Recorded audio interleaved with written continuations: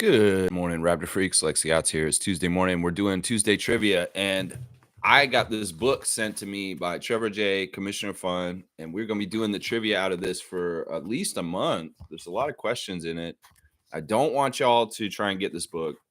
It's by Marionette Denise, and it's pretty basic Raptors trivia, but I want to test the RFF on just how good we know trivia. And I think Monique Lawrence will be an MVP on this one because this is general trivia for the Raptors franchise.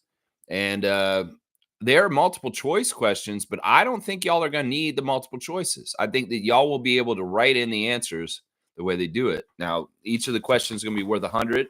We're going to do 20 questions today. So, yeah, I'm not totally sure if this person wrote this book or they used AI to create this book. Seriously, because it's very generic and the way it's written is very like AI sounding. So it's kind of weird. This book may be actually written by AI. I don't know. Either way, I think it's kind of weird that this person's making money off the Raptors just doing trivia books like this. But hey, to each their own. They do what they do. In some ways, I don't know if this is what the Raptors okayed or something. I don't know. Either way, we're going to try this trivia out today, but I'm going to give some time to some people to get into the stream. So we'll do a little bit of comments first, and then we'll get right into it. We've also got the straight goods on Canadian goods. We got the Instagram stories and the classic card to do today also. Monique is first in today. Good morning, Raptor Freak crew. Good morning to you, super fan. I hope you're having a great morning so far on this Tuesday morning, May the 6th, 2025. Monique is having her birthday party at the NBA restaurant, and I would encourage Raptor Freak family to come on down and join us at the NBA restaurant on Saturday, June the 7th. We're going to be having a shindig in the afternoon at the restaurant. Nice food, nice company, nice laughs, nice conversation, good times, basketball on the TV screen, hopefully. We'll see. And yeah, probably WNBA. Maybe we'll be watching some WNBA down at the NBA restaurant or the playoffs. Now, I don't know if it'll be the playoffs because it won't be prime time, but it could be WNBA. Either way, June the 7th is our next Raptor Freak hangout, and that will be for the superfan Monique Lawrence's birthday party, June the 7th at the NBA restaurant in downtown Toronto on the Queen's Quay, right on the Lake of Ontario. That's right, the Lake of Ontario. Good morning to you, Monique. Trevor J saying, when you face your greatest challenges in life, God is preparing you for your greatest growth. Give it time. He's with you. Yeah, this is something like Leah Routen's words of wisdom. Either have faith or be, worried. Either way, fear or faith. And well, have faith that the creator out there is putting the path in front of you, and the events and the things that have happened to you are for a reason. And they may be tough in the middle of them, but you know what? Most of the time, he's got you. He's looking out for you, and he's going to make you stronger and better for it. So just have faith in that. And there's trying times in the world today with right-wing extremism trying to build fascist empires in this world right now. Well, I in some ways give it up to God. And I know the creator above will be the one in some ways that will help sort this mess out and stop the evil that men do on this planet to hurt and make other people suffer, because that's not godly and that's not Christ-like, to be making other people suffer in major ways because of, your own greedy gain that you're trying to do. A kleptocracy like they've got in Russia is not what we would want on this continent. And well, the USA under Trump is trying to set that up right now. A big, huge racketeering scheme like he's a mafia boss, where everybody pays taxes and he just steals the taxes from the top and takes away all social services. That's basically what's going on right now. And the man wants a military parade on his birthday. That sounds like a dictator. He wants to have the military come out and parade around just like he's Kim Jong-un. Yeah, if you can't see it, you're stupid. Let's just put it that way. If you can't see it, you're stupid, and you need to denounce Trump because he's the modern day Nazi. He's the modern day Hitler. And if you're not going to do it now, well, you're with them and you're going to become a Nazi down the road. So you better pick which side, because history is not going to be kind to MAGA and Trump in the end. Trust me. And you know what? If you wondered what you would do in Nazi Germany, well, if you're joining up with Trump, you're a Nazi. That's what you fucking are right now. That's right. Sorry, excuse my French. Comma crazy. All right, holy upset, Batman. Naco the Nacho coming in to grace us this morning. Good morning, Gerald Mayhew. Good morning to you, sir. Holy upsets. Yeah. we had two outcomes last night that were not expected. Neither one of them. The Celtics shot so bad from three last night. They broke a record. They missed 45 threes out of 60. Absolutely horrible. OG Anunoby killing the Celtics, scoring 29 alongside Jalen Brunson. Meanwhile, Jalen and Jason were scrubs with only 22 each. And the Knicks win game one against the Celtics in a series in Boston. And yeah, it's awesome. I love it. I love it. I know Knicks fans are going crazy right now, and Celtics fans are a little worried. A little worried. Of course, last night also, Oklahoma City Thunder lost 2 to the Denver Nuggets at the last second. Aaron Gordon once again doing something right at the end of the game. And the Nuggets have taken game one in Oklahoma City, which is absolutely crazy too. It's like now the three top teams in the playoffs, the Celtics, the Cavs, and the Thunder, have all lost game one of their second round series. That's crazy. That is really crazy. If you told me all three of them were going to lose in the last 2 days, I would have said, no way. One of them was going to win at least, but that's not how it went down. And that's why NBA action is fantastic. The playoffs can get there. That's right. Chet sucks. That's what you're saying. Yeah, Chet Holmgren ain't no Nikola Jokic, is he? No, he ain't. 12 points, Chet. Really? That's all you can do? Slender man? Come on now. That's what Isaiah got. And at least he's playing defense and rebounding too. What are you doing out there, Chet Holmgren? You big, skinny weirdo. You know, in some ways, it's like I've always never had any like about Chet, because in some ways, Chet is flashy just like LaMelo. And some of the shit he does is just not necessary. And I don't think he's a good fundamental player in a lot of ways. I wouldn't want Chet Holmgren on my team, even if he's some sort of weird slender man that's imposing in weird ways. I still wouldn't want him on my team. I really wouldn't. No, I wouldn't. Yeah. Trevor's saying the three best records all down 0-1. That's round 2. Yeah, it's crazy. It is absolutely crazy. Y'all, no more comments, because I am going to start the trivia very shortly, guys. And I hope that you guys will have fun doing this trivia. It'll be interesting. So be ready. Be ready. That's right. Trevor J saying the Celtics missed 45 3-pointers and the Knicks came back in overtime to win. And Aaron Gordon hit a 3-point shot to win over Oklahoma City. All 3 games get upset in the first game. Yeah, it's really crazy. It's really, really, really crazy. And I wouldn't have guessed it. You know, if you were smart with your parlays, you might have made some money last night. If you really were daring and you bet against the Celtics and the Thunder to lose last night, that might have been a big, huge parlay payday right there. And that may be part of the secret of why they all lost. Some Donaghy shit going on down there, you know? Donaghy. Bam, son. There you go. Canada. That's right. Elbows up, Alan Tam. Bam, son. A great Canadian named Alan Tam. We love you, my guy. Booyaka, booyaka, booyaka. That's right, my guy. That's right. My man, Alan Tam. That's right. Nako saying, go Knicks, go Warriors, go Pacers, go OKC. Tonight we've got game 2 of Indiana and Cleveland, and I've got the refs for you guys. Tony Brothers is going to be the crew chief in Cleveland for game 2. Indiana's up 1-0, and well, Tony Brothers favors the Pacers and Pascal. David Guthrie is the second ref. He favors Indiana also, and Nick Bookert is the umpire. He favors Indiana. All 3 refs favor the Pacers tonight against the Cavs in Cleveland, just so y'all know. Tony Brothers, David Guthrie, and Nick Booker. The alternate is Eric Dalen. Golden State and Minnesota, it's very one-sided also with the refs. Zach Zarba will be the crew chief for game 1 of this series. He favors the Golden State Warriors. Bill Kennedy, our favorite, the karaoke king, will be the second ref. He heavily favors Golden State. In fact, the Minnesota Timberwolves have the worst winning record under Bill Kennedy out of all the 30 teams in the league. So the Timberwolves don't win much around Bill Kennedy, just so y'all know. Sean Corbin is the umpire. He also favors the Golden State Warriors. So very heavy favor. All 3 refs on in both games favor in one team. Indiana is the favorite team by the refs, and the Golden State Warriors are a favorite. Both the road teams have the favor against the home teams. In the replay center, it'll be second-generation ref Brian Forte watching as the eye in the sky. So there's your ref report for tonight. Tony Brothers is involved in game 2 of the Pacers and Cavs tonight. That's right. There you go. There you go. There you go. There you go. Seymour saying we can't compare a future Hall of Fame player to a second/third-year player. Chet will get there. What are you talking about, Seymour? Yeah, I don't know about that. Is Chet Holmgren ever going to get meat and potatoes on his bones? That's what I say right there. As long as he's that skinny, he will never, ever be a good player in the NBA to me, because he can push around like a reed, like a nothing. Pushed around like nothing. In some ways, this is part of the reason Chris Boucher has limitations also.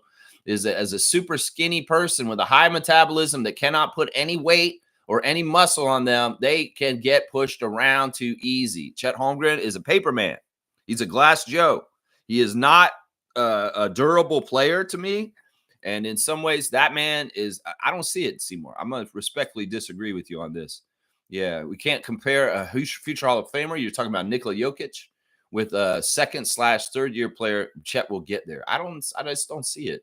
I think he'll be a good shot blocker. I think he's got some fancy moves for his size. But once again, he's one of these players that was brought up the wrong way with NBA and basketball. He does not play the game correctly, the right way. He's like Jalen Green. I've talked about him in the last couple of days about why he doesn't play the game correctly, and Chet Holmgren don't play the game correctly. And that's why I have no faith in him. That's right. He doesn't play the game right. He's not playing for the right reasons in some ways. That's what I'm saying. Trevor's saying all the Raptors young players were at Maple Leafs game last night. Yeah, the Raptors showing strong support for the Leafs in their opening game against the Florida Panthers in Toronto at Scotiabank Arena last night. We had about half dozen of the Raptors in attendance. We'll go over that on the Instagram stories, though. And we'll go over that on the Instagram. That's right. Nako's saying, I'm being a little hyperbolic, but some of those misses. What do you mean, with the Celtics? I mean, listen, their bread and butter is they have to shoot a lot of threes, and they shot 60 threes last night, and they missed 45 of them. Well, they sucked at that. And in some ways, they're going to have a game like that. You live and die with the threes. And maybe this was one of their really, really bad three-point shooting games ever in the history of their playoffs.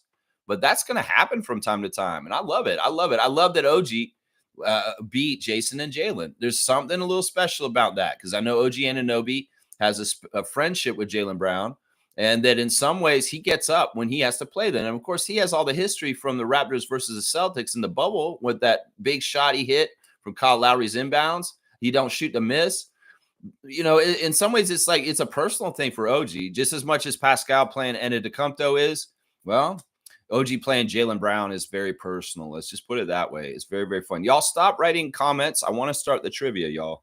Let's see. Nako's saying trivia start. See, he's got the right idea here. Most saying Jamal Shed recently did an interview talking highly of BI and the team. Yeah, Jamal went back to Houston and got interviewed by a local reporter there, and they talked a lot. And Jamal was bragging that he knows the entire Canadian anthem now and that he can recite it very easily. Hey, Jamal Shed, you're awesome. And I appreciate you embracing being a Raptor and carrying that brand and that being that on that team well in other places that you're going to. And yeah, he's being an ambassador and a representative of the Toronto Raptors at this point. And I like that. All right. Seriously, y'all, no more comments because I do want to start the trivia, guys. Let's see. Fiercely saying, good morning, fam, and happy trivia day. I hate the Knicks, but I'm happy OG got shine. He seems to be more of an offensive threat with the Knicks as opposed to a defensive beast with us. I'm annoyed with that comment because honestly, he was an offensive threat on our team too. And he was developing to this. This is just a passage of time, Fiercey. That OG started a journey as an NBA player. And like I said, he's doing the same things that Scotty's doing now. He did the same thing before, where he started with the defensive foundation of being a defensive player first. And he didn't care about offense for the first 5 years of his career. He just did offense whenever it came to him naturally. Now that he got the defensive stuff down, he is trying to get his offensive game more fleshed out. And well, he's continuing to develop and look at that. But I don't think he's any better offensively right now than he was in his last year or two of the Raptors. I think that he got numbers like he got last night for us. I hate this. I hate that you try to make it seem like he's gotten better on offense since he's been on the Knicks. In some ways, he's gotten more time. Yes, and he's older and he's more wise, but every player gets like that. But don't get it twisted. OG was putting 30 spots up for the Raptors in his last 2 years on our team. So, yeah, that annoyed me fiercely right there. Yeah, she's annoyed about OKC losing, but it's only game one. Yeah, who knows? I mean, I didn't watch the game. I know that the Nuggets just barely came back and won it. I heard that the Thunder kind of fumbled the end of the game. All right, no more comments, y'all. Seriously. James is saying you need a big body to neutralize Jokic. Zubac did a better job. Man, they're going to need Hartenstein to step up and get more physical with him, maybe. Who is else on that team? Like it may be that, you know, the thing that Oklahoma City Thunder fans have been saying is maybe we do need a true center on our team of some sort because they're kind of getting away with not really playing a true center for this whole year. they play a big lineup with Jalen Williams at small forward, that actually allows for them to have an undersized center with Chet out there as a big, goofy, tall guy, also as the power forward. So yeah, that's kind of where it's at right there with that, man. I agree with James that in some ways the Clippers were a better matchup with the Nuggets because they had a better guy to handle Nikola. Nikola getting a 42-point game with like 24 rebounds or something like that last night, something crazy like that. Yeah, Monique St. Kayla Gray interview of Flau'jae Johnson on playing for the Toronto Tempo in 2026. Okay, that's a draft. That's a woman who's still in college, and we don't know if she's going to be on the Tempo, but she's saying that she would play for the Tempo or be happy to be on the Tempo. Okay, that's cool. That's cool. I didn't watch that clip. Fiercely saying Precious finally played a bit, only 5 minutes, so he didn't score, and he did get out there. That's right. Oh, no, I'm not saying he got better. It's how Tibbs uses him now, I noticed. Yeah, I'm still annoyed by that comment. I'm still annoyed by it. Part of it is that OG is on a short rotation where he's getting way more minutes and they're not playing a lot of different players and they don't have a lot of options on the Knicks. On Toronto, he'd play less. And, there are more other guys trying to score. And in some ways, OG right now is like, it seems like he's the third option after Jalen and Cat. So that's part of it right there. All right, let's start the trivia. Let's start the trivia, guys. I know you guys want to talk playoffs and stuff, but it's Tuesday. We're doing trivia. And in some ways, I ain't watching the playoffs. So this is a book called Toronto Raptors Trivia Book. And this is the cover. And don't go and buy it, y'all. Don't go buy it. It's by Marionette Denise. And it says here, dear valued customer and fellow fan, we would like to express our appreciation for choosing this book among thousands of others in the market. Your support encourages us to make more creative and interesting works. Please feel free to send us constructive feedback. We are always willing to listen and take note. All right. We'll have to see how this is. In some ways, this is very general. Very, very general. I'm pretty sure this is written by AI, though. I can tell. It kind of feels like it. All right. We're going to do question number 1. As I said, these are multiple choice questions. But in some ways, I'm not going to give you all the multiple choice answers if you can just answer it off the top. So it'll be basically like this. I'll ask the question. Give me the full name answer. If it's a team, give me the place and the team name, like Toronto Raptors. And if it's a player, full name answer also. So don't half-ass your questions, answers at all. Like we always have that rule. Don't half-ass your answers. And then also, I will try and give you guys a chance to answer it without the multiple choice. But if y'all are struggling, I will give the multiple choices. That's right. Yeah. Yeah. Let's see. Fiercely saying, why not buying the book? Does it suck? No, I don't want y'all to get the answers to get the book. In some ways, I'm like showing y'all my textbook. Like I'm a teacher, and I don't want y'all to go and buy this book just to try and win trivia because we're going to be playing with this book for a little bit, just so you know. All right, first question ever for this book. And it might suck, actually, Fiercey. It might actually suck, too. It might, actually. It might. We'll see. All right, here's the first question, y'all. We'll see who gets the first ever question in the Toronto Raptors trivia book. Okay, who did the Raptors play in their first ever NBA game? Who did the Raptors play in their first ever NBA game? I want a full name answer here. That means first and second, meaning place and team name. So, yeah, New Jersey Nets is right. Seymour's going to get that one. That is exactly right. Seymour's going to get the very first points. I'm going to go ahead and just mark it in the book. I'm writing in the book. It's fine. I don't care. It'll be the official Raptor Freak write in the book. You were there. You were at the game at Skydome. You saw the first game. You were in Skydome at the very first Raptors game against the Nets. I did not know that at Sheriff, that you were actually at that game. That's pretty cool. I like that. I like that. All right. Thank you, Trevor. Thank you, Nako. Thank you. All right. Next question. Who is the season's points leader for the Raptors in 2001? This is so random. Who was the season points leader for the Raptors in 2001? Let's just take stabs at it. Guesses. Who had the most points that year? Vince Carter? I better look at the answers because I should know these off the top of my head, but I don't. That's right. Vince Carter is right. Who said that first? James? James said it first. It is Vince Carter. So, James, you're getting the second answer. He's just ahead of Nako and Fiercey and Slug Deezy. That's the order I see on my thing. All right. Yeah, I should get the answers right here. Okay, next question. Thank you, Nako. I appreciate that. What college did point guard Alvin Williams go to? What college did point guard Alvin Williams go to? See, we don't need the multiple choice answers. Y'all gonna be just able to answer these. Villanova's right. Slug Easy's got this one. Villanova, Slug Easy. Boom goes the dynamite. Slug Easy.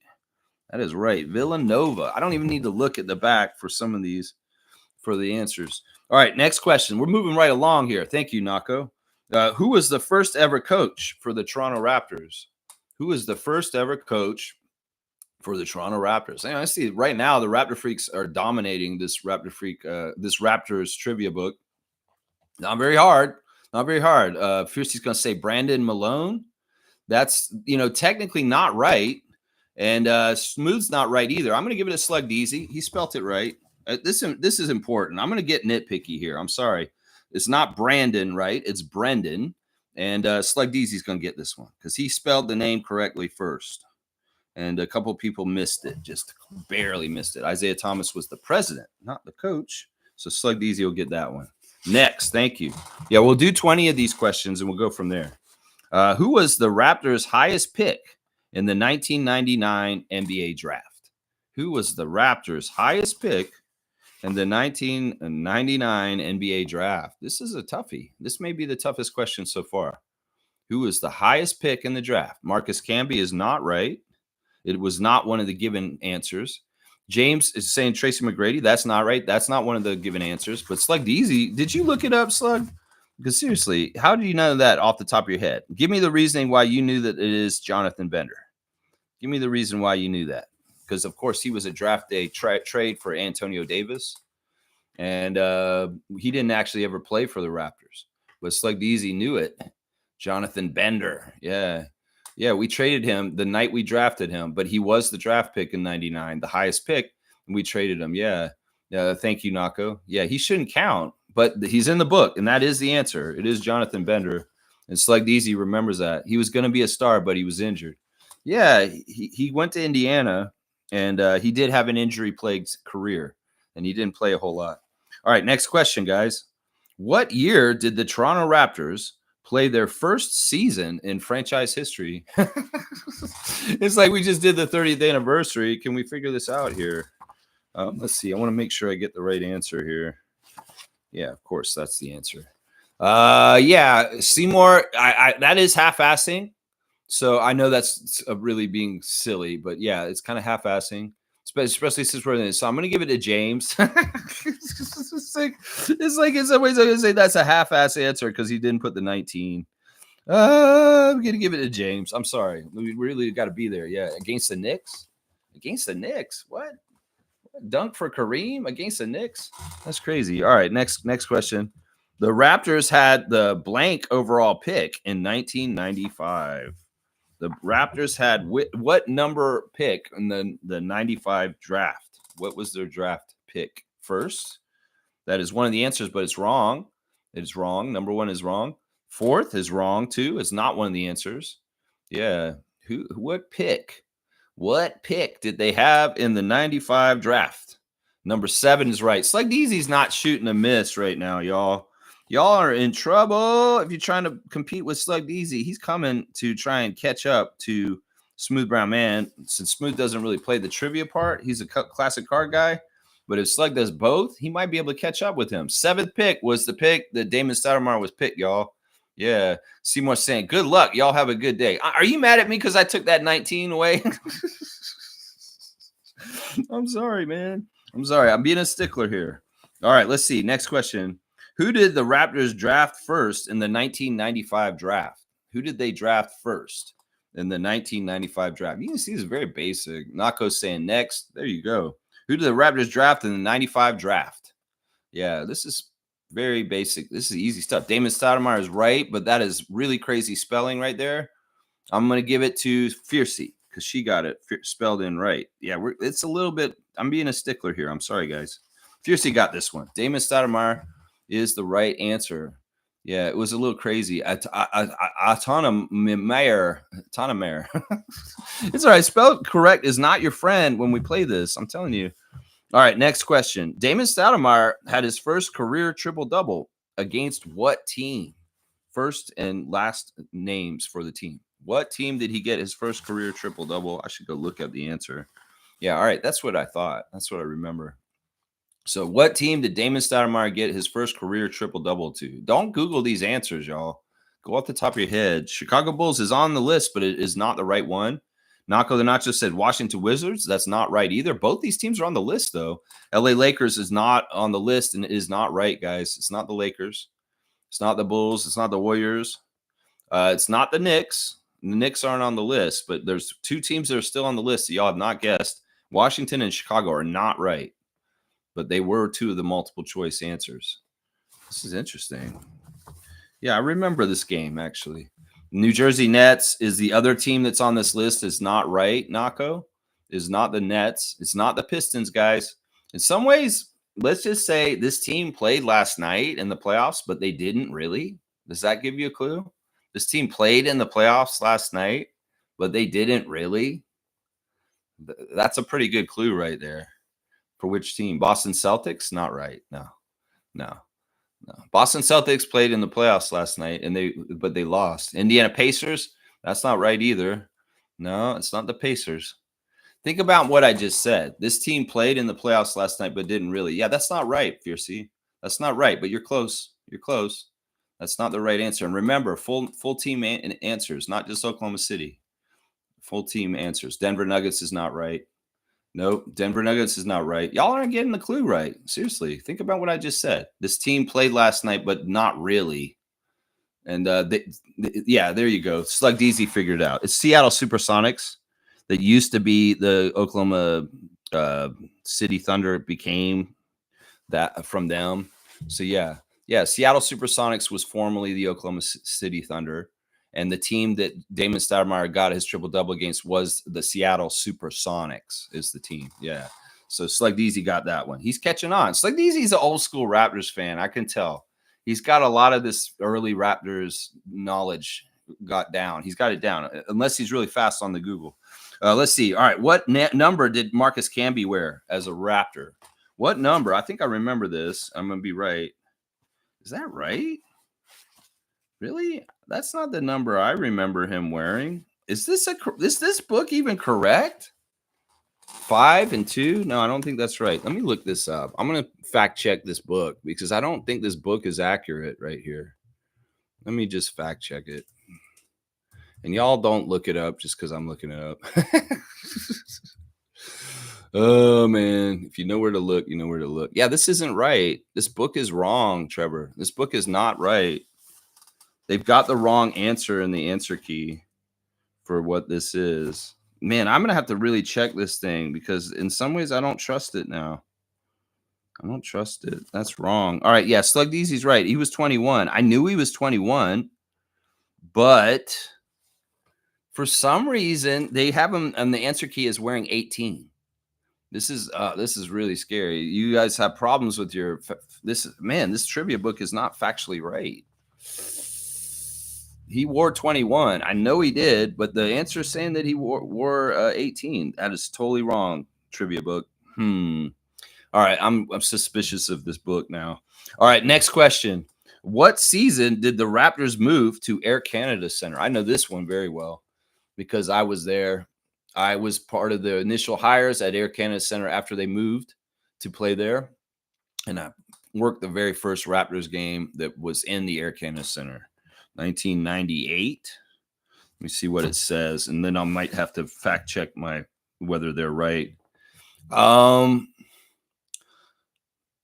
I'm gonna go ahead and give it to James. It's 98-99 is when it happened. Technically, it was 99, but the way they put the answer in here is the season was 98-99. Yeah, so I'm gonna give it to James. 98-99. Most saying trivia is too fast. That's why I don't play, but I have it in my head. It's fun to play along either way and see if you're right. It's fun to play along and see if you're right. But yeah, I get it, Mo. I get it. It's typing out really fast and getting in there. Some of these players are really quick. All right, question 12, and we're gonna do 20 questions. Vince Carter was drafted what number overall? What number was Vince Carter drafted at? Man. Let's see, number. Third, no. Sixth, no. Nako's got this one. He was drafted 5th overall. Nako got it. He's the 5th pick.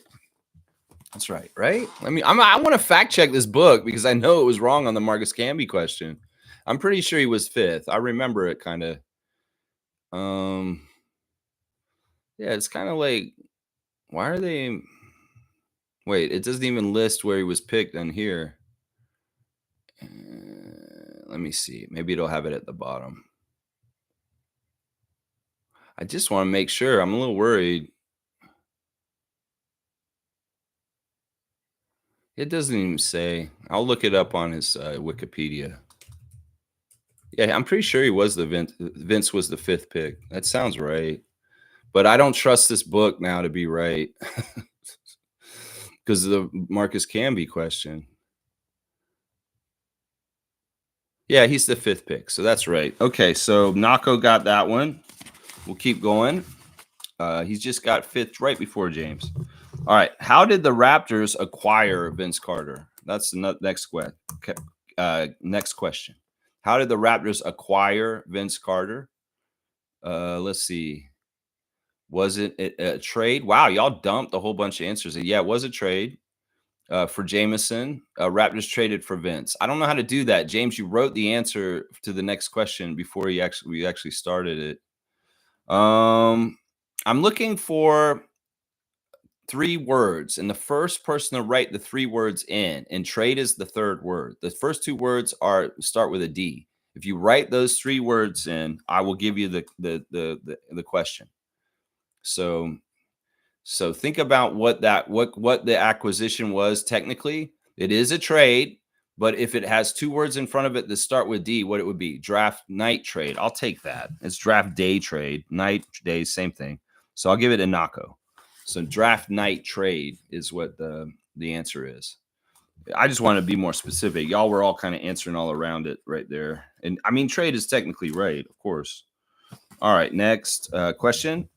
Who did the Raptors draft in the first round of 2003? Who did the Raptors draft in the first round of 2003? Who was their draft pick in 2003? Is that right? That doesn't seem right either. I'm going to look this one up. Okay, James is saying Chris Bosh. Yeah, it is Chris Bosh. James, you got it.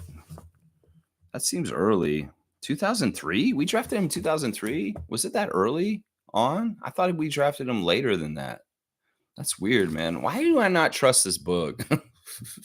Why do I not trust this book here? Oh my gosh. I feel like they just threw it together.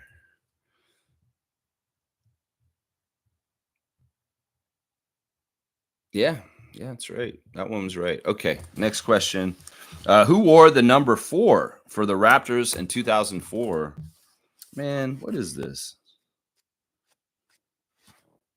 Who wore the number 4 in 2004 for the Raptors? Yeah, I don't know if I like using the book. Now, did you put a separation in there? See, that's part of it is like if they're going to have the same answer 2 in a row, I'm not going to know who answered where and when.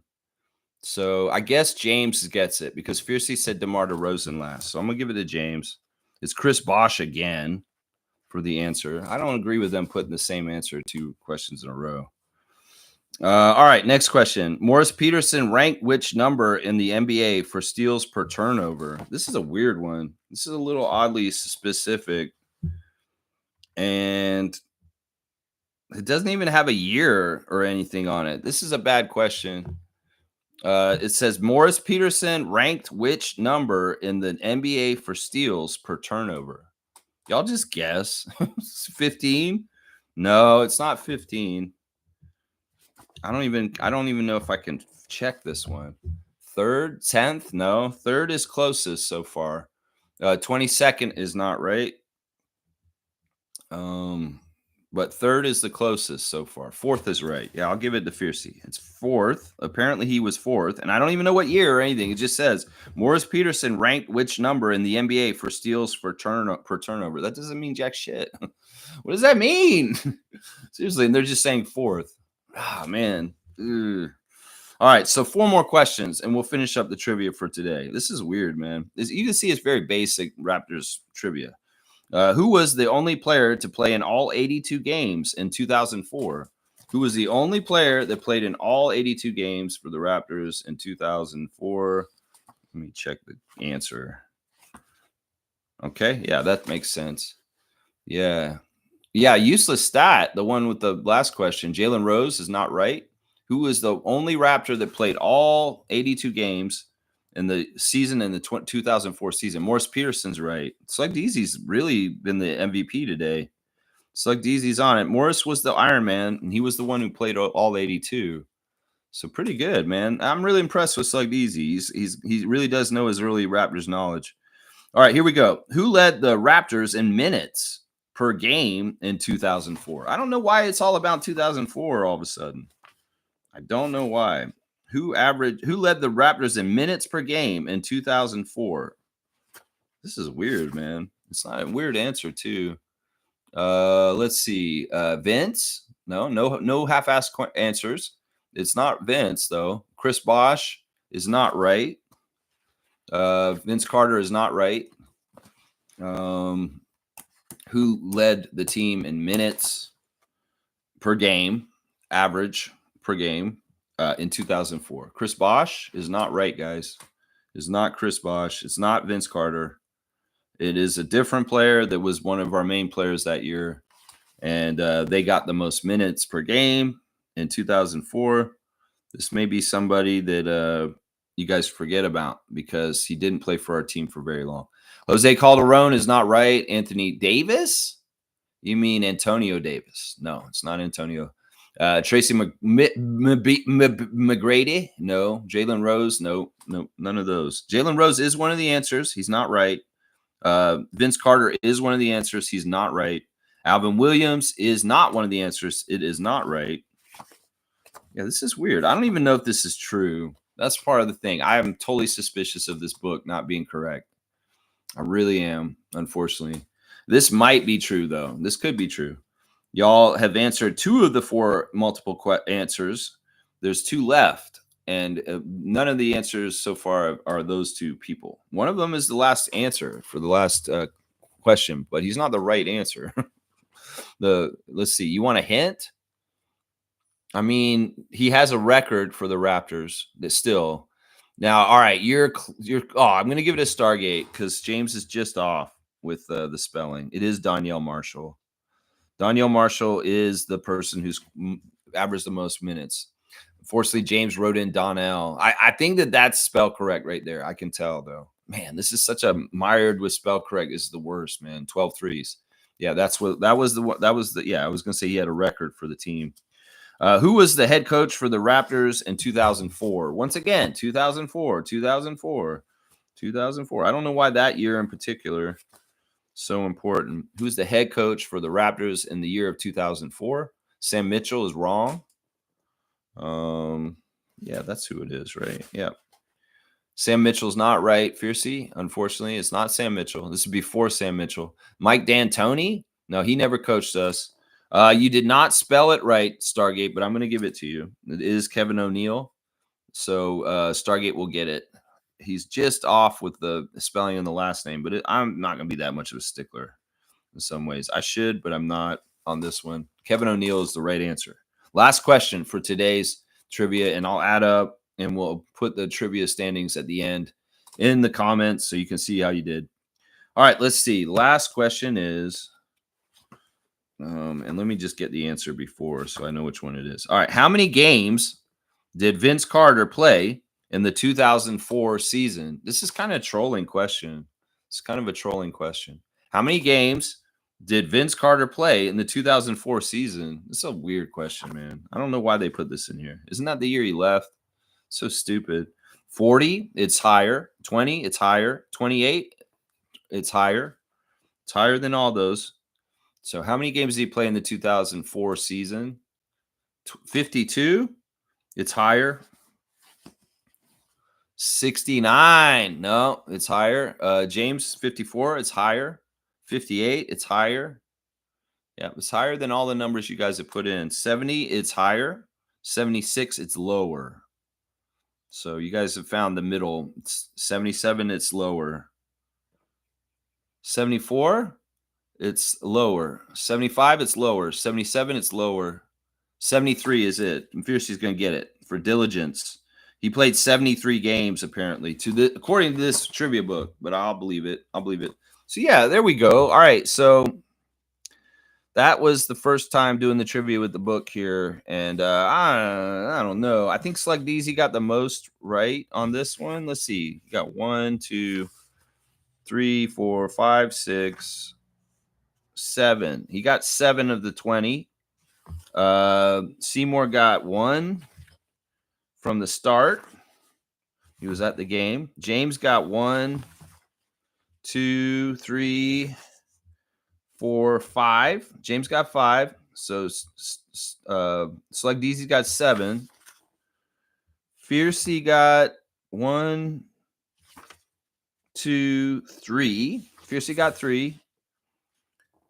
Nako got 1, 2. Nako got 2. And Stargate got 2 at the end. So that's kind of what it's looking like. So it looks like Slug DZ got the most with 7. Yeah. Get another book. This one's suspect. We'll try it. I mean, I really appreciate Trevor sending it. That's just, man, in some ways, I'm suspicious. One of the questions was wrong. I figured it out. It was wrong. All right. There you go. There's today's trivia for today. I hope it sufficed. In some ways, it's not as fun if I'm not writing the answers because, in some ways, I could write better trivia than this. It's too generic. Like I said, it's too generic. And it's like, these aren't exciting questions. Come on now. We can think of exciting trivia questions here. I don't know. We'll figure it out. Either way, it gives me laziness. I don't have to write the trivia questions because I'll just use this book. All right, y'all. Let's do the straight goods on Canadian goods. Yeah, it's springtime, y'all. It's getting more and more beautiful outside. The temperatures are warming. Your house you've been hibernating in all winter, maybe a little messy because you've been hanging out in there, kind of just ruminating over the winter while the snow was piled high on the ground. Well, it's spring cleaning time. And y'all may be surprised, every item that you buy at the store, you can find a Canadian equivalent. You don't have to just buy blindly American brands because you always have, and they're the most familiar to you. They paid a lot of money in advertising to get you hooked on buying their products, whether it's like Windex or whatever, Dow or whatever that, those different companies. Well, we don't have to spend money on cleaning products from the United States either, y'all, because there's a Canadian company that makes cleaning products, and they're called EcoMax. EcoMax has great, very green-friendly cleaning products. Here we got a glass cleaner and an all-purpose orange cleaner from EcoMax, which is a Canadian, 100% Canadian company. So it's like even thinking about things like spring cleaning, you can help support Canada by not buying American brands in this trade war that they started, by buying something like a brand called EcoMax. And they've got a history here. They've been around since the 90s. And they really have a green initiative. They're all about making eco-friendly initiatives. And they're out of Ontario, guys. This is a company that is out of Ontario. And it's very important to them, a couple of things, being a Canadian company and employing Canadians and being 100% Canadian. And also the green initiatives are very, very, very important. So their headquarters is here in Ontario, guys, EcoMax. So I'm saying it's not just food products. It's not just other stuff. Y'all can support Canada by buying Canadian products and knowing which ones they are. This is a 100% Canadian cleaning product. And that's what I'm saying. So EcoMax is your company for cleaning products if you want to buy Canadian. There you go. There you go. Yeah, there you go. There you go. All right, let me see. What else are we talking about today? Let's go and look at the Instagram stories. They have hired a brand new coach for the women's senior national basketball team for Canada. That's right. Just like Gord Hebert is hired last week to coach the men's team, they've hired a brand new head coach for the women's side, senior women's national team for Canada, and it's Nell Fortner. And Teresa Resch is welcoming Nell Fortner to being the new head coach of the women's Canadian team. Nell Fortner is an American. She's from Jackson, Mississippi. She played her basketball for USA and played at Auburn. No, she played at Texas in her playing career. She didn't really play professionally, and she didn't play internationally, but she became a very good coach, and she's coached the Team USA basketball team to gold medals. So she won in the 2000 Olympics as the head coach of the USA women's team. So this new head coach for Canada is an American who's won at the Olympic level with Team USA. But his new chapter, she's coming north of the border for a very, very, very talented Canadian women's team. So yeah, she's also the first ever coach in the history of the Indiana Fever franchise. When the Indiana Fever started as a WNBA expansion team a few years ago, Nell Fortner was the very first coach of that team. So this is the resume of the brand new head coach for the senior women's national team for Canada, Nell Fortner. She's the new coach, and she's an American, and she's coached Team USA to gold in the 2000 Sydney Olympics. She won that one as the head coach of that team. So just a little background on the new coach of women's team for Canada and basketball. And Teresa Resch is happy to welcome her into the fold. Once again, and Toronto Tempo Live, they're going to be doing a live event at Stacked with the Toronto Tempo franchise on May the 24th and 25th. It's to celebrate the 1 year tip-off, 1 year away from the tip-off of the Toronto Tempo. Come one, come all is what Teresa Resch is saying. So come on down and celebrate it. She's been doing a lot of media appearances still. She was on the agenda talking about Toronto Tempo. Really good stuff, Teresa. Keep promoting the team. She's also done the podcast Good Game with Sarah Spain to talk about it also. Here's our Raptors at the Leafs playoff game last night. I'm going to say this right now. The Toronto Raptors are good luck for the Maple Leafs. If the Raptors come to your Maple Leaf playoff games, y'all win more. I want to ask in a trade. Y'all don't come to our games, okay? We'll come to your games and we'll help you with our winning shine and luster and help you guys win an overtime game last night against the Florida Panthers in game 1 of the second round. But please don't come to our games. Watch them on TV. Stay at home. We do not want to see Maple Leaf players at courtside at Raptors games because whenever y'all show up, we lose. And I'm sick of seeing Maple Leaf like Austin Matthews, Mitch Marner. Y'all can stay away. Y'all don't have to come to Raptors games. Seriously. Because whenever the Leafs are at our games, we lose. But whenever we're at their games, they win. And that happened last night. A good contingency of Toronto Raptors, mostly the rookies, were down there watching the game in the box together. It was fantastic. Jamal Shed really getting into it at the game. They're all filming and their things. They came out to Maple Leaf Square / Jurassic Park and got the fans fired up outside by getting on the stage. It was specifically Jamal Shed, Jacoby Walter, and Ulrich Shamshay, who came out with a cabbie and got loud. Or was it cabbie or was it? It was a cabbie. It was cabbie. Yeah, out on the stage yelling and screaming for the Leaf fans and saying, "Go Buds, go."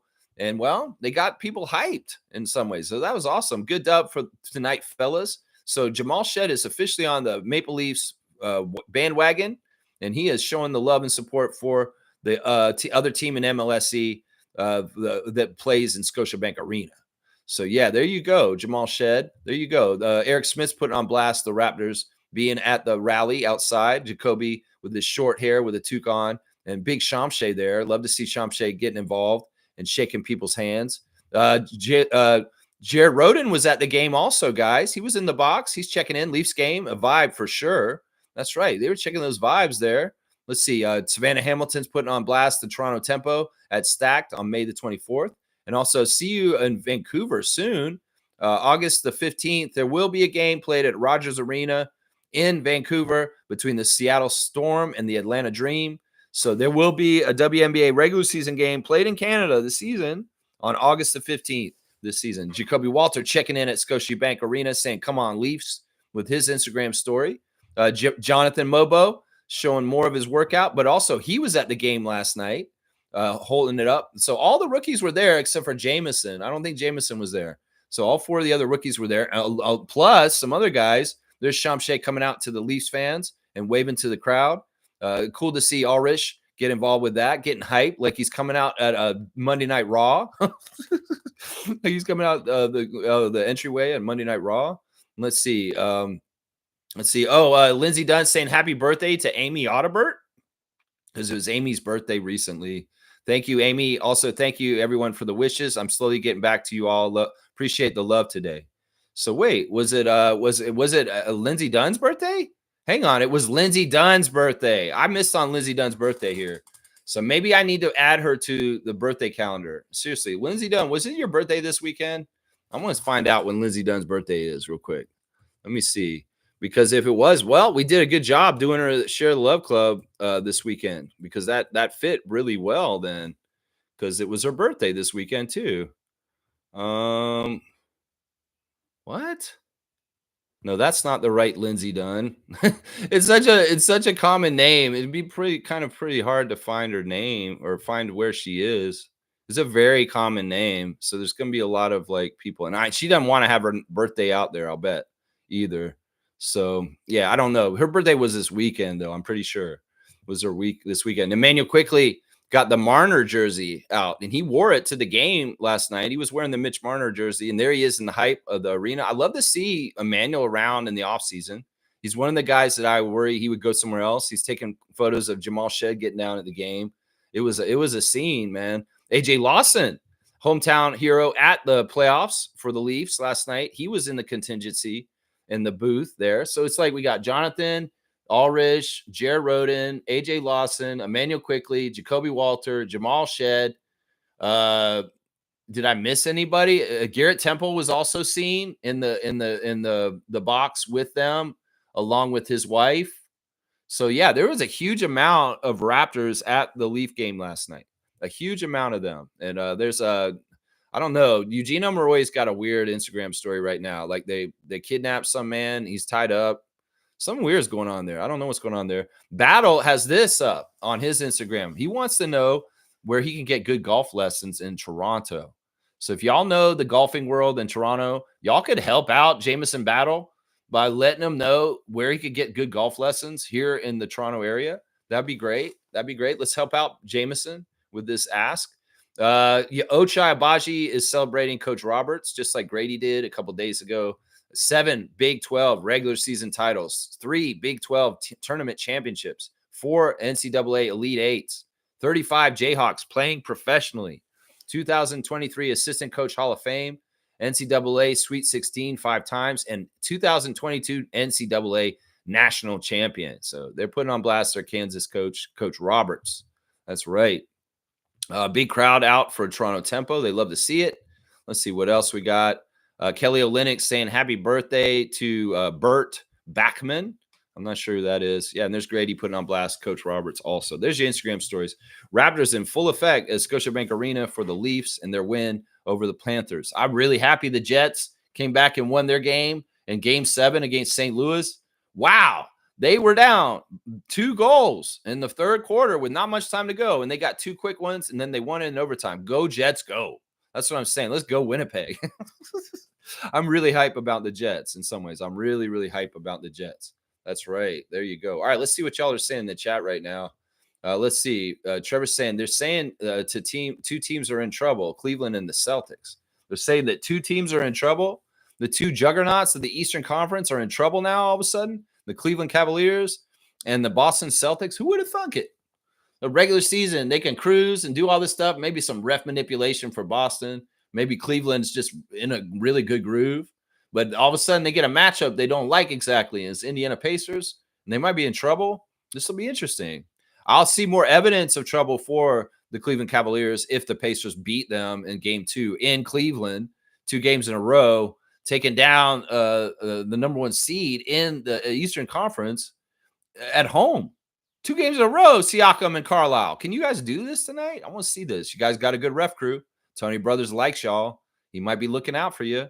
Yeah, we'll have to see. Media overreactions to 1 game, man. I agree with this. It's a long series, but they do say the series doesn't start until the home team loses. And, well, the home team has lost in all these series already. So these series have started. The home advantage is now with the lower seed. With the Indiana Pacers, with the New York Knicks, and with the Denver Nuggets. Crazy. That's right. There you go. Yeah, Seymour's saying it's just 1 game. That's right. It's just 1 game. I agree. Yeah, we'll have to see. The Celtics shot so bad last night. So bad. It was awesome. Trevor's saying young Raptors really love Toronto. Yeah. I like how they're hanging around. You know, it really is important that the Raptors don't just hang around in Toronto. during the regular season because they need to come back to Toronto in the offseason to see how beautiful the weather is here. If they were only here the whole entire season and they saw the snow and the bullshit and the cold, and you need to come back and just see just how lovely it gets here during the summertime. And in fact, some of y'all might like it here more in the summer because it's not so balls ass hot as it might get down in Florida and Texas. I'm just saying, in some ways, you put through yourself through all the bad weather of the winter. You might as well hang around and get the very fantastic, perfect weather that Toronto, Ontario, Canada provides in the offseason Raptors. That's what I'm saying right there. That's right. Seymour's saying, although Indy and New York are playing hot, sometimes it is all about momentum and swings, just like a run in a game.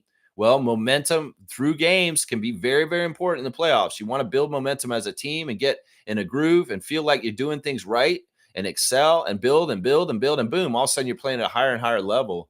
And it's not linear, as Masai says. It's it's going to go up and down. And right now the Celtics were, let's see if they come back up on the next game. We'll have to see. Yeah, Smith saying that's true. Pacers are a weird team though. In some ways, this is a weird thing. I think the Cavs and the Pacers are a weird matchup for the Cavs, and they've had, out of all the teams in the league this year, the Indiana Pacers may have been a little bit more of a problem for them in certain ways because they are a weird team, like you're saying, and that in some reason they match up really well with Cleveland. So we'll just have to see if this continues. Also, I'm hearing that certain Cavs are probably going to miss the next game, and they're saying Mobley is one of them.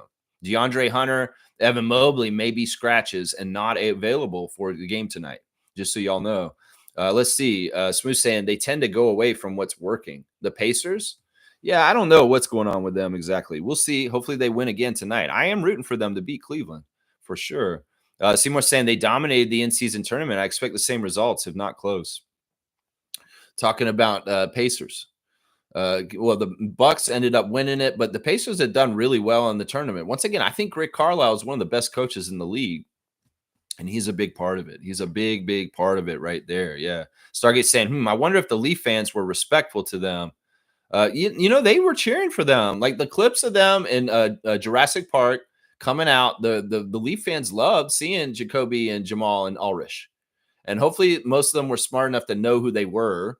In some ways I worry about that. Maybe the hockey fans don't even know who our rookies are. But I'm sure enough crossover sports fans were there that Jacoby and Jamal are very popular among sports fans because they're the uprising of young rookies on our team. And, Jacoby got a game winner already, and everybody can see what Jamal Shed is like as far as in the lineage of Lowry and Van Vliet. So there's a lot of respect there already. It's interesting that they sent the 3 rookies out there, though. Yeah. Stargate saying Cleveland's in trouble, but the league will help the Celtics. I don't know. This is a weird one because in some ways they have just as much want to help the Knicks as the Celtics. It's really a wash on a Golden Boy team. Which one is the more favored? Because they would love to see the Knicks get further, I'm sure. And it's a great storyline if the Knicks dethrone the champion Celtics. So I wouldn't say that they're going to favor the Celtics straight up. I could see them giving it a very even shake between the two because they win with either one of them going forward. They really do. Stargate saying Denver will not win another game in that series. That was their one. This is the thing.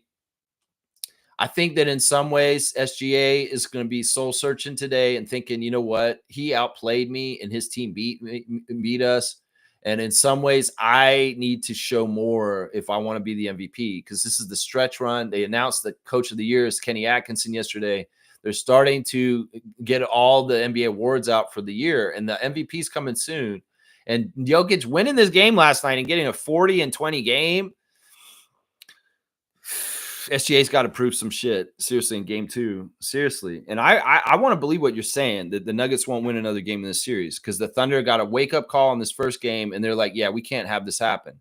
In some ways, Dagnall has to adjust to the way that Joker dominated so much. They're going to have to play him better in certain ways. And sometimes the best way to play Jokic is what I found is to stay home on everybody and just really guard the pass and don't allow him to play to other people. You double Nikola Jokic, you might get in trouble. It's tough, man. He's tough to deal with all around. The Raptors have had the best success in the last couple of years against the Nuggets when they stay at home and they don't double him. And they really stop him from passing to other people. In some ways, that's where you can mess him up. Make him play and win himself. But then again, he got 42 last night. So it's a tough one, man. It's a tough one. Trevor's saying Spider-Man lose the game for OKC, misses free throws. Spider-Man, Slender Man. Spider-Man is Donovan Mitchell, right? Spider. What do you mean Spider-Man lost a game for Oklahoma City? Who's Spider-Man on their team? You mean Slender Man? Chet Holmgren missed free throws at the end of the game. That's why they lost. Seymour saying, wow, that black eye combo sure has helped Aaron Gordon. Somebody knocked sense into him. I don't know if that's how it happened exactly. I don't know what happened with him and that black guy. I mean, he smokes a lot of ganja, and I don't know. He likes to party. Like when they won the championship, he was just out roaming around the streets of Denver with a bottle and get drunk off his ass with the fans walking around the city. It was so weird. Eric Gordon's a weird guy, man. He's a weird guy, man. Stargate saying, I'm not surprised if DeAndre Hunter is not available. He got beat up last game. Yeah, he's that's what they're saying on ESPN's front page right here. That Mobley and Hunter are to be determined. There's real concern over them for this game tonight. Darius Garland's toe, Evan Mobley's ankle, and DeAndre Hunter's thumb. They're all listed as questionable for the game tonight. Just so y'all know. Boom goes the dynamite. There you go. Let me see. Let's go check in with Raptors Reddit just for fun. They've got the interview that Jamal Shed did back home with the guy. He's talking about adding Brandon Ingram. He has no ego. He's not arrogant. He just excites us. It just excites us that we get to play with a guy like that. He's good. He's that good at basketball. Yeah, when the interviewer brought up the name Brandon Ingram, Jamal Shed's face lit up. Like he was just like, "Oh, you're going to talk about Brandon Ingram? Yeah, I want to talk about Brandon Ingram." He just lit up when he brought him up. This is good. Shed's interesting because not only is he going to be a great backup point guard or eventually maybe a starting point guard for the Raptors, he's a great spokesperson for the Raptors also. There's no coincidence that he did the address to the crowd in the last game of the season at home to tell the fans thank you for coming out, because in some ways, like he said, Kelvin Sampson started asking him to do that kind of stuff, and he just took the ball and ran with it. That he likes to be a public speaker and a advocate and a representative of the organization. And I could see Jamal Shed doing this more and more over time. Like in some ways, he might be like Lowry on the court, but he's not going to be like Lowry with the press. He's not. And in some ways, they may ask him to do a lot more of the press stuff as time goes on. Let's just put it that way. I could see that right now. Let's see. This is a Knicks fan on Reddit asking Raptors fans. Hang on. Why did that go there? How do Raptors fans view Kawhi? Hello, I'm a Knicks fan, but I'm also a huge Kawhi fan. I'm wondering, how do Raptors fans feel about Kawhi? He came here and won a ring and left. I personally would love him, but I see that it's not how every fan views him. Wondering y'all's opinion. Well, let's just see what some of the answers are from people. There's a lot here. Somebody said, I love him. Getting to watch a game-breaking playoff killer on my team was absolutely incredible, and I always remember that year, and I will always love Kawhi. That shot killed the Sixers. Somebody else is saying, will not stand for Kawhi slander. So we've got some people that are saying, absolutely love the guy, but wish he'd stayed for another year. The year after he left, we made it to game 7 of round 2 against Celtics, and with basically the same squad minus him, would have repeated had he stayed, given the Lakers won it that year. Yeah, I agree with that. I don't think Danny Green was that important. Love Kawhi, but still love to see the Clippers lose. I think that's a common sentiment around it. Yeah. Let's see. Yeah, some of these answers are kind of stupid. But yeah, I think that overwhelmingly most Raptors fans do view Kawhi positively. Compared to the Spurs Nation, we see them a lot better than them. Let's just put it that way. Let's see if there's anything interesting on Blue Skies real quick. Probably not. I've got a lot of politics on here right now, and in some ways, I'm not going to do any of the politics stuff I see on here right now. Oh, this is interesting. On Blue Sky, they've announced, or this is something that was said, that, you know, the guy who does the NBA on NBC voice, the NBA on NBC, Jim Fagan was his name. Well, he died the year we won the championship in 2019. But they're saying, and this, I don't know, in some ways, AI, I have all kinds of weird things with it. I don't know if this is a good usage of it. I'm really skeptical of AI in all kinds of ways. But they're going to use this man's voice after he's been dead for 6 years, AI generated still on NBC. So that voice that we heard back in the day for NBA on NBC, it will still be around, even though the man's been dead for 6 years.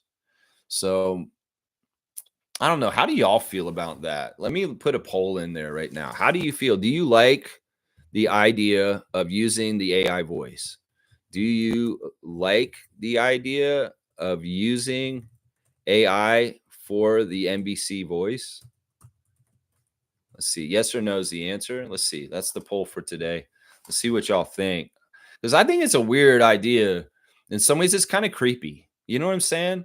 Like I know that they used James Earl Jones's voice for Star Wars stuff since he passed away. Like they will go and use his voice. And like I think even South Park guys have used Isaac Hayes' voice after he died, but they used it differently. They didn't use it in AI. They took like old clips of him from doing the show and patched them together to say new things afterwards. So yeah, it's a weird situation. It looks like a lot of you are saying no, this is too weird that they're going to use a dead man's voice as AI voice. Like I feel like it's creepy.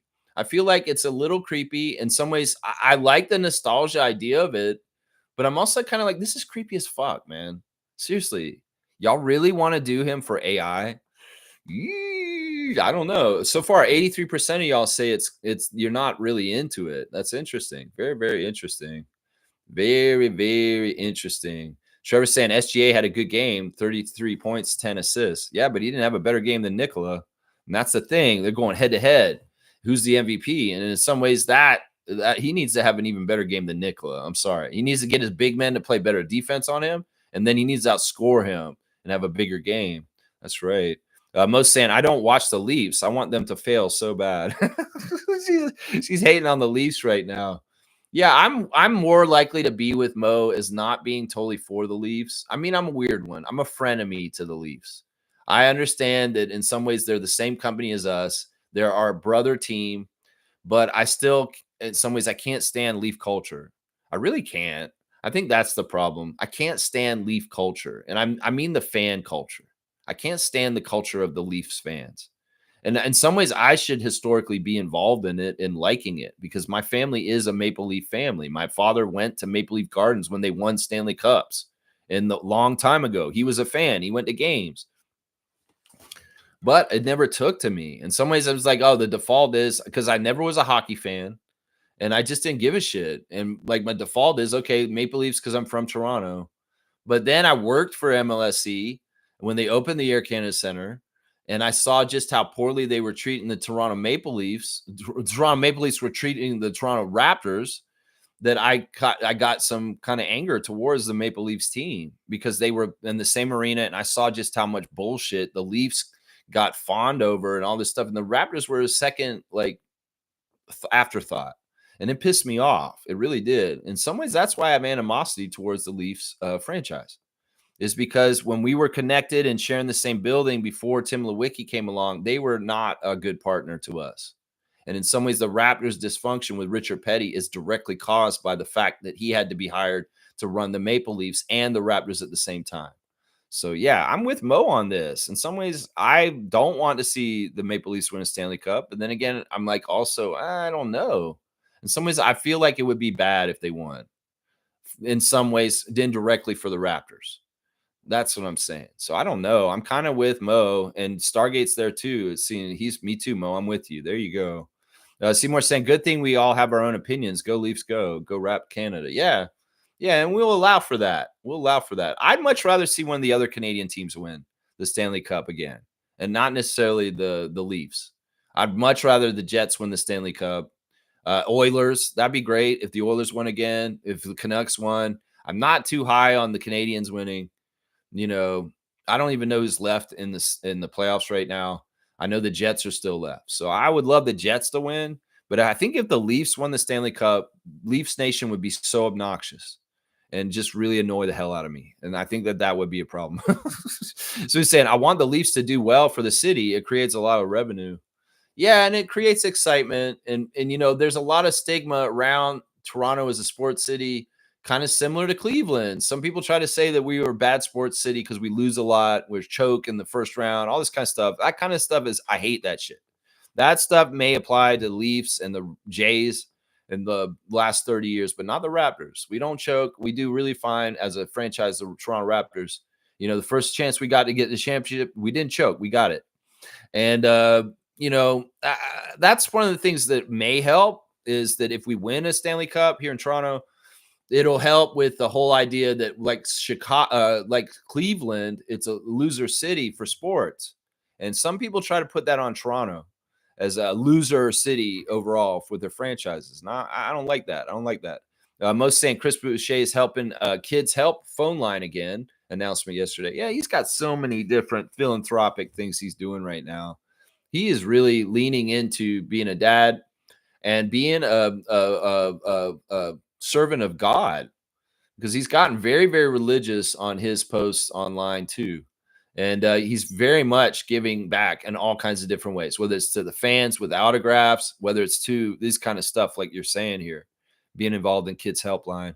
Yeah, Toronto over everything. There you go. Seymour's out west repping that Toronto over everything. So it was the Toronto Maple Leafs versus the Calgary Flames.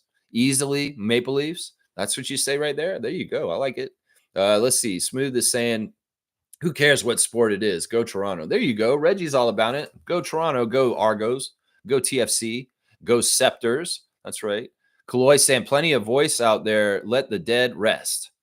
Yeah. I mean, that's a job. Once again, this is part of the implication of what the issues with AI might be, is that these companies who don't want to pay people, don't want to give jobs, are going to cut jobs because they can just get computers and AI to do this shit. There should maybe be a new voice for the NBC that can be employed and actually like have money coming to them. No, they can cut corners and make it a voice. This is exactly a good example of why AI and a lot of the innovations are going to be really bad for the job market and for people working. This is a really good example right here. Wayne saying, morning, Raptor Freaks. Playoffs are warfare. I don't like Jokic, but Nuggets with their limited players have a never die philosophy, which I love. Westbrook, I like. Jamal, I want to see them get a second chip. Interesting.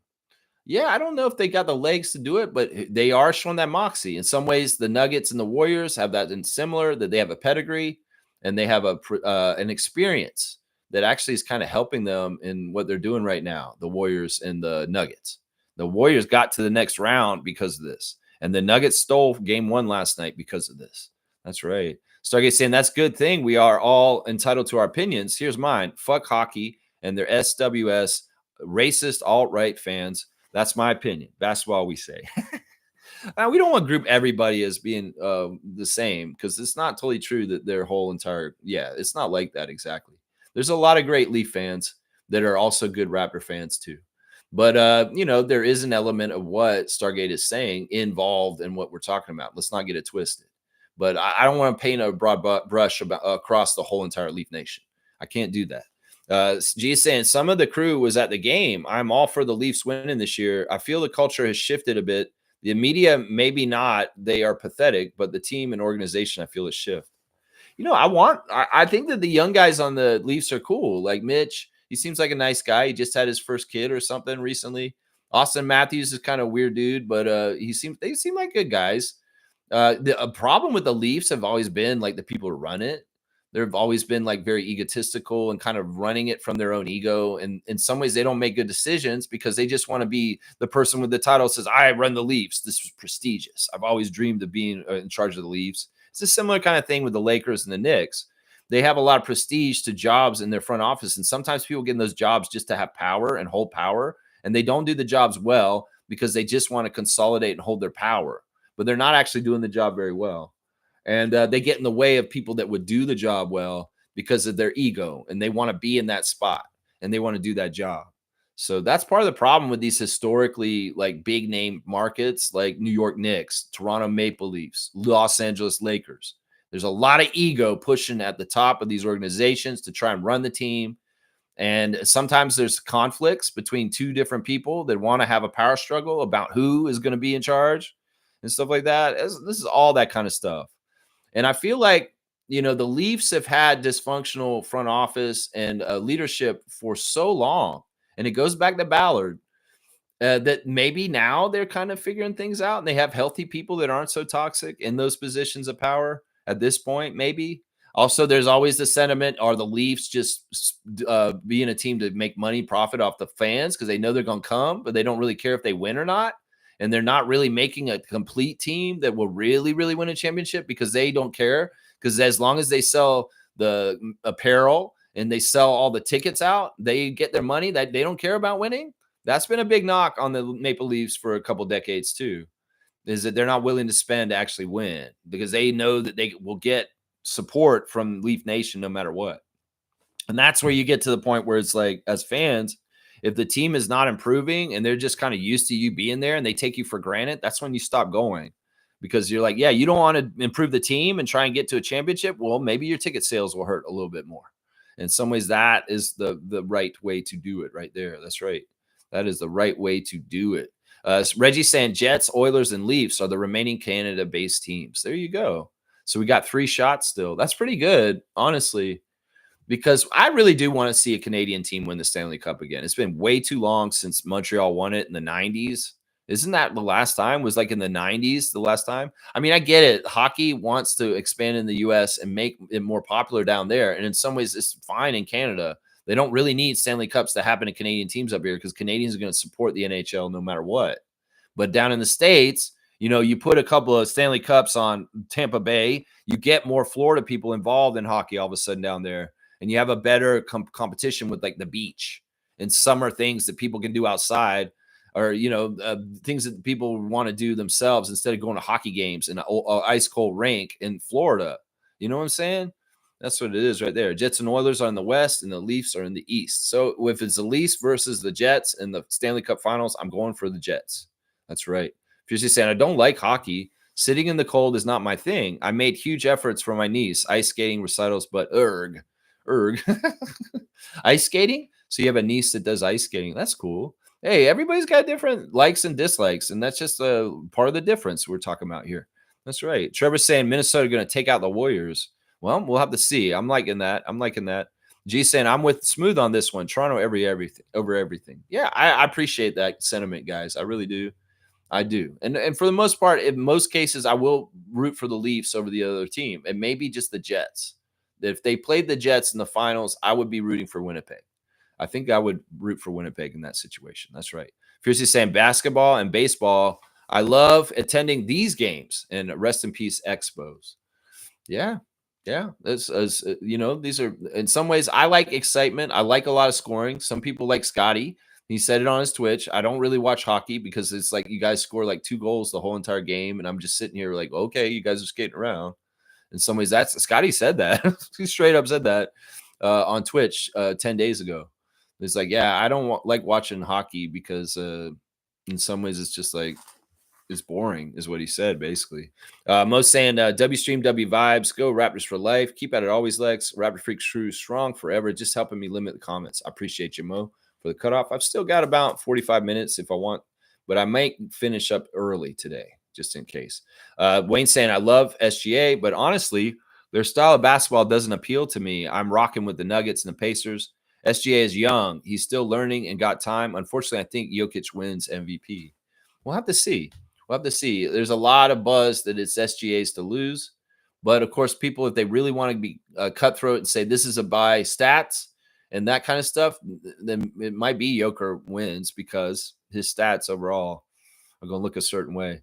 Stargate saying Shanahan is trying to change that SWS culture, so I commend him for at least trying.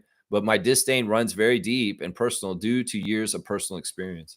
Yeah, and I haven't experienced it the same way he has, but I've seen what he's talking about, and I understand what he's talking about, and it's very real. He's not. I'm not going to gaslight Stargate and say you're full of shit and say, yeah, whatever you're talking about is not real. No, it's real. I get what he's saying, and I mean, I don't know. I think that the NHL has had problems with inclusion and also like seeming like they're not like racist and sexist and homophobic. And there's been like really bad things, like the whole fights over like pride gear, some of the sex scandals that have happened with junior hockey.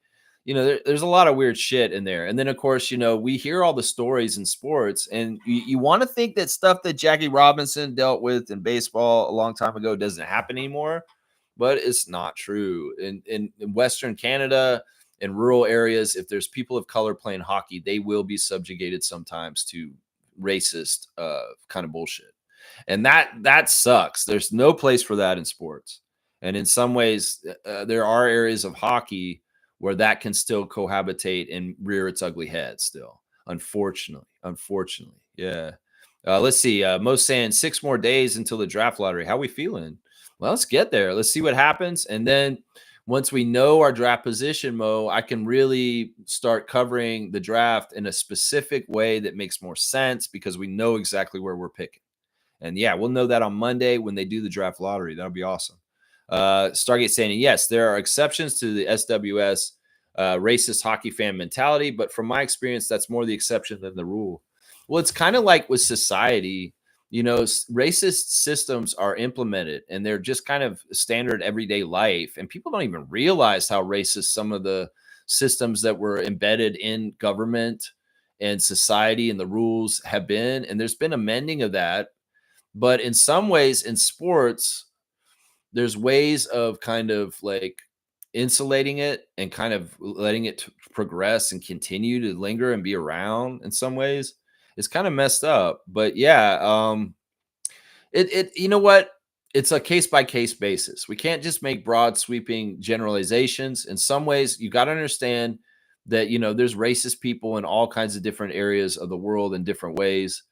But in some ways, because of the stature, the setup of hockey and its world, in some ways it was systemically already institutionalized with racism in it. That this just the way it is. Now they can do ads, and like I've seen the Leafs do more kind of outreach with the community to encourage not just people of color to play hockey, but women to play hockey, and specifically women of color to start playing hockey more. And that's something that's different. I have not seen a lot of ads geared towards women of color to play hockey ever. And that's a symbol of like being inviting in all aspects of all people, is because in some ways women of color are not always like high on the priority list for content or things to be directed to them. And I found that very cool in some ways. Once again, some of the issues with hockey is there's gatekeeping because of how much it costs to play. And once again, you can have a easier to play game like baseball or basketball because you just need a couple items and you can play. So there's a little bit of gatekeeping because of that. Smith saying 1993 Montreal is the last cup winner in Canada. Yeah, that's messed up. That's way too long. That's 32 years now, guys, that there hasn't been a Stanley Cup winner in Canada. That don't sound right to me. Some people will say that's Bettman's fault, that guy was trying to keep the cup away from Canada on purpose. And like I said, he's trying to help the teams doing the States and get more of the major sports entertainment dollar market from the NBA, the NFL, and the MLB. And that's why. And in some ways, it helps them more if the Stanley Cup champions in a warmer climate than up in Canada, because they know the people up here are going to follow hockey no matter what. And that's part of it right there. Wayne saying Boston missed 45 3-pointers. OG got licensed to play free and brought back the Knicks from being 20 down. Tell me if I'm wrong. I don't see any other team with new players being dominant like our exes. We are very biased because we see them right in front of us, and we really do key on them and kind of like, yeah, this is Pascal, this is Fred, this is OG. We do that, but I don't know. It'd be interesting to see. Like, I guess the way to look at it is this. Let's look at, all right, the champions after us. There's us, and how many of our players from that championship core are now being more like franchise players or very important top 3 players on franchise teams like Norman, Fred, OG, Kawhi, Pascal. And then, like, all right, let's look at the Lakers. They won the next championship. How many players from that championship team are gone on and are doing major things on it? And that championship team is like Anthony Davis and LeBron.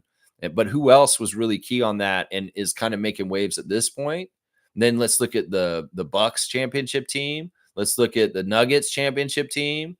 Let's look at the last Warriors championship team and kind of go over it. Who from those teams have branched out and gone other places and doing major things? I don't think it's like with the Raptors. And that's kind of what Wayne is saying here, that it's a little bit, Yeah, in some ways, it just shows that we had a young core with the bench mob that was coming up, and they were coming to not just come up to be starters, they're coming up to be very high quality, top level players in the league. And that's what it is right there. Yeah, Fiercely saying, agreed, Wayne, Pascal, OG, Fred all impact their new teams on a very positive way. Yeah, yeah, they do. They're very much adding up to helping win more than helping lose. That's for sure. Mo's saying, feeling great on draft lottery despite this virus I have. You have a virus right now, Mo? I hate to hear that. I hope you feel better. Lots of rest, lots of fluids, lots of just things that you enjoy that warm your heart, make you happy. That's the kind of stuff right there. Stargate saying, no fan of another NBA team has ever been more hateful or derogatory towards me as a Raptor fan than a Leafs hockey fan right here in the city. Way worse than any American other team fan. Again, that's my experience, and I'm 51.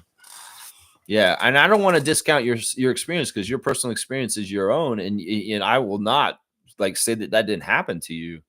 Yeah, I mean, I've been around very ugly Leaf fans too. And part of it was when I was working at the arena. I would see both crowds, and that's part of the reason why I know Leaf Nation without being a part of Leaf Nation or being involved in it a lot. I know it because of working at the arena and working all those games and dealing with the fans as customers, and me being somebody who provided food and beverage at the food and beverage stands. And it's just a different feel, man. I would say this. I mean, obviously, the big differences between a Raptors crowd and a Leafs crowd is that there's a lot more people of diversity at a Raptors game. There's way more just kind of white people at the Leafs game. And then also there's way more males at the Leafs game. There's a lot more women that go to basketball games than Leaf games. So it's a very white male dominated crowd, the Leaf games in some ways. It really is. And I mean, that's just how it is. In some ways, the crowds change from working class to very, very white collar, Bay Street. I'm coming here to kind of smooze you at the game to try and get your count with my business, kind of shit there. Yeah. Yeah. All right. Let me keep going with the tabs. Let me just see if I missed anything. Oh, you know what, guys? Let's do a nice little segment here. And it's going to be Trevor and G go over somebody's WNBA team. So Trevor, please analyze two-time champion Meredith's WNBA team, please. If you and whatchamacallit, G don't mind, as being two of the knowledgeable WNBA people that know this stuff very well. Let me get this right. Hang on. Cut that too. Okay, here's the first part of it. Why is it not posting? There, it'll go now. All right, so tell me about Meredith's team, Trevor, and kind of give me an analysis, if you can, on his team here, because it's what did I do? Okay, I see. This has always been a pain in the butt. I don't know how to get their team over without doing all this extra crap. Cut. Take that one there. Yeah, this is Meredith's team, Trevor. If you see, he's got Aja because he got the first pick, which I'm totally jealous of. But yeah, these are the players that are on Meredith's fantasy WNBA team: Ryan Howard, Aja Wilson, Elizabeth Williams, Satu Sabali, Nelissa Smith, Shakira Austin, Monique Billings, JC Sheldon, Olivia Nelson Odobo, and Lexi Brown is who he's got there. Happy birthday to Jonas Valanciunas, guys. Jonas is 33 today, guys. So big science. We love you, Jonas. You're the most important Raptor to have a birthday today. But also, I'll say a happy birthday to Sam Decker, who's 31 today. Sam Decker, former sharpshooter, who was on the Raptors for a little while there. And also, begrudgingly, happy birthday to Goran Dragic. But we'll say happy birthday to Jonas. But yeah, that's the birthdays today.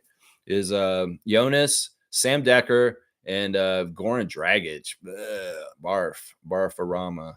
All right, let's do the classic card. Let's see what's we got in the classic card box today. Got about a half an hour on the clock for 2 hours. No, we don't want that one. I think I've had that card before. Exactly. Okay, we'll do this one. This is funny. All right, here we go. That's the easy one. Y'all, I might not show it too close. First person to write the full name answer in first will get the trivia points for this classic card. Can you see who it is from there? I'll bring it in closer, slowly but surely. Let me see. Who can you see who that is now? This is somebody we've talked about today who played last night, obviously. It's not a classic card. It's too easy. Y'all could see it from there. Yeah, Slug D's got it. It's a Jaylen Brown card. Jaylen Brown card, Boston Celtics. Yeah, it's not a bad card. Kind of a flashy card. That's a 50-point card. That's too easy. That's too easy. When's the lottery? The lottery's on Monday. The lottery will be Monday night. We will see which pick the Raptors will get for this year for the draft. Yeah, Slug, you're going to get 50 points for Jaylen Brown. All right, let's see what Trevor's saying about MK's team. He's saying Ryan's got himself a powerhouse of players. You guys have to watch out. He's got a good team. This guy's got a really good team. Meredith, he's going to three-peat. Is that what's happening? Three-peat, yeah. Monique saying, wow, JV is 33 already. Yeah, he's 33 years old. Of course, he was a draft pick to the Raptors like before 2010. Like he was, I think we drafted him like 2009 or something like that. No, maybe it's 2010, 2011. So yeah, he's been around. Let's see. Wayne saying just Holiday from Bucks to Celtics. That's why Raptor Freaks are very productive of our budding new players. We see them and recognize solid fundamentals. Yeah, Drew Holiday coming from the Bucks to the Celtics is an example of a good player leaving a championship team and going to another team and doing really well. He's a good example. He's a good example. I'm trying to think of anybody from the Nuggets team that left. I mean, Bruce Brown isn't having an impact like Fred VanVleet does. That's for damn sure. I mean, I don't know. I don't know who it would be. I don't know who it would be. All right, let me do a wrap up and we'll get out of here. Once again, all top seeded teams in the second round have lost to start the series. Oklahoma City losing last night by 2 to the Nuggets. The Celtics losing in overtime to the Knicks in a crazy game. That is really, really crazy stuff. Really, really crazy stuff. And then, of course, Cleveland lost their first game too. Once again, y'all, you can do in spring cleaning right now. You can buy Canadian cleaning products. It's Ecomax. They're based here in Ontario, and this is a 100% Canadian company. So, you can support Canada by buying Canadian products, and that includes cleaning products. Ecomax is a green product that's Canadian made. You can see that little maple leaf in the corner that says made in Canada right there. So if you're buying cleaning products to clean your house for the spring cleaning right now, buy Ecomax. It's a Canadian company. Ain't nothing wrong with that. That's right. That's right. Let's see. Stargate saying, man, I just want the Raptors to be healthy next season, man. I would really love to see them in the playoffs. I'm pretty sure they will make the playoffs. I hope they do. Trevor's saying we have a very good lineup he created. He created a super team. He has a good lineup. So, Trevor, you think Meredith has a super team? Oh, crap. So he did really good as the first pick in the draft. Okay. The referees for tonight, all three refs favor the Indiana Pacers against the Cavs. It's Tony Brothers, David Guthrie, and Nick Bookert. And all three refs favor the other home away team, Golden State, on the other game against Minnesota, game 1. Zach Zarba, Bill Kennedy, and Sean Corbin, they all favor the Warriors, just so y'all know. So very heavy favor by the refs for Indiana and Golden State tonight, just so y'all know. The Team Canada women's team has announced a new coach that has been hired is Nell Fortner.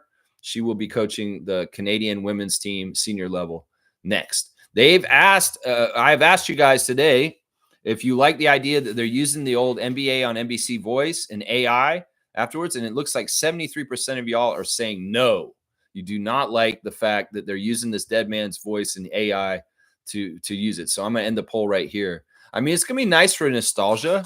I think at first it'll sound good. Like if I was them, I'd do it like maybe once, but don't keep it. Either way, it's sad because corporations going to use AI and this kind of stuff to cut jobs for people.